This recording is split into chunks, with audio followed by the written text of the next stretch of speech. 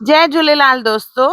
अॼु जी रेसिपी जेका आहे चालीहा स्पेशल आहे। असां चालीहे में जेको खाधो खाईंदा आहियूं बिना थूम बसर और बिना सूसटनि जे, भई तेल जे में न साड़बो आहे, त उहो कीअं ठाहिजे अॼु मां तव्हांखे ॿुधाईंदसि। अॼु मां ठाही आहे पनीर जी भाॼी, पनीर जी भुर्जी।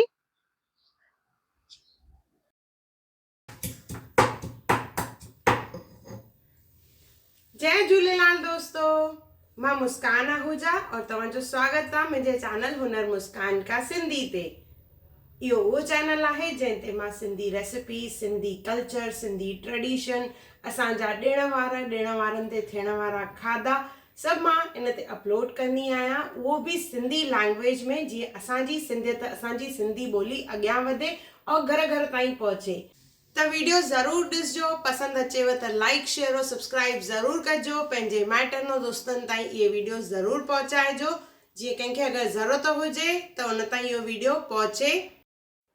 सभिनी खां पहिरियों असां ठाहींदासीं पनीर। त पनीर हिते मां घर में ही ठाहियो आहे। खीर के बॉइल करे उन में विनेगर विधो आहे और गॾु मां विधी आहे हैड। जीअं चालीहे में अच्छी शइ न खाइबी आहे त इन जे करे मां इन जो रंग मटाइण लाइ इन में हैड विधी आहे और इनके छाणे करे पोइ असां यूज़ कंदासीं। अगर तव्हां ॿाहिरां पनीर वठी था अचो त काई ॻाल्हि कान्हे, भाॼी जेॾी महिल ठाहींदासीं त उनजो रंग मटिजी वेंदो हुते। हाणे असां टमाटा पीसे वठंदासीं। हिते लॻभॻि मां 4 टमाटा खया आहिनि, उन्हनि खे पीसे करे उनजी प्यूरी कई आहे। डायरेक्ट ॾिसो मां उनखे सिपरीअ में विधो आहे ऐं गॾु 2 खां 3 चमचा तेल विधो आहे। तेल खे असांखे बिल्कुल भी गरम न करणो आहे। इन में विझंदासीं पहिरियों हैड, उन खां पोइ इन में विझंदासीं ॻाढ़ा मिर्च, गॾु विझंदासीं धाणा ऐं गरम मसालो विझंदासीं। गरम मसालो घर जो यूज़ करणो आहे। इनखे चङी तरह ॾिसो मिक्स करे रही आहियां मां। सभु इहो थल्ले ते कयो आहे, गैस ते न रखियो आहे बासण। चङी तरह मिक्स करण खां पोइ असां इन में विझंदासीं जीरो। त हिते मां 1 चमचो जीरो विधो आहे, 5-6 पत्ता कड़ी पत्तो ऐं गॾु विझंदासीं सावा मिर्च। कटे करे सावा मिर्च विझंदासीं। इन्हनि सभिनी शयुनि खे चङी तरह मिक्स कंदासीं और मिक्स करण खां पोइ इनखे रखंदासीं असां गैस ते और इनखे असांखे सिजाइणो आहे। 1-2 मिंट सिजाइण खां पोइ इन में विझंदासीं असां शिमला मिर्च।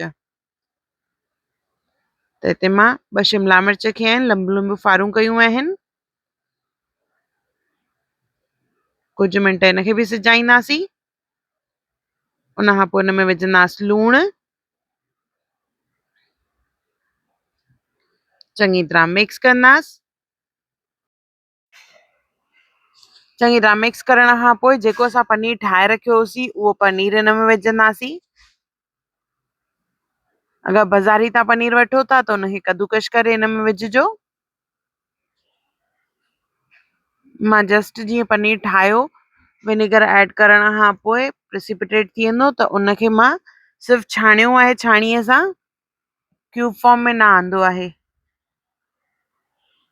चङी तरह मिक्स करे वठंदासीं और इनखे ढके करे सिजाईंदासीं। इहा भाॼी थोड़ी अञा टेस्टी ठहे त उन जे लाइ असां न इन में 1 चमचो मलाईअ जो विझंदासीं। मलाई विझण सां जेका भाॼी ठहंदी आहे ॾाढी टेस्टी ठहंदी आहे। त 1 चमचो इन में असां मलाई विझंदासीं। चङी तरह मिक्स करे वापसि इनखे ढके करे सिजाईंदासीं। सफ़ा सुकी भाॼी खपे त बिल्कुल भी पाणी न विझणो आहे, पर भाॼी अगर थोड़ी आलसरी खपे त थोड़ो हल्को सो इन में पाणी विझंदासीं। त हिते मां साओ मसालो विधो आहे पहिरियों। इन खां पोइ मां इन में थोड़ो सो पाणी विझंदसि, छाकाणि त जीअं त विर्त आहे त विर्त में आली भाॼी खाइजे त उहो वधीक बेटर हूंदो आहे। त इनखे हल्को सो आलो करण लाइ मां इन में थोड़ो सो अधु कोप खनि पाणी विझंदसि। सुकी भाॼी हुजे त ॾिसो हीअं रेडी थी वई आहे, बिल्कुल असां इनखे यूज़ करे सघंदा आहियूं। इहा भाॼी रेडी आहे।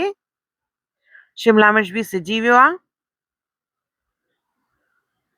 पर अगर भाॼी थोड़ी आलसरी खपे त हिते मां ॾिसो जेको टमाटे जो मिक्सर जो जार हो उन में मां थोड़ो पाणी मिक्स करे और विधो आहे इन में और इनखे ढके करे थोड़ी देर सिजाईंदासीं।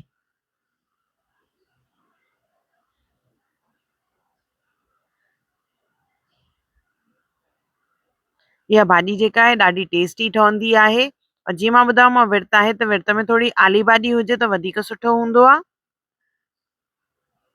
हिनखे ढके करे सिजाइणो आहे।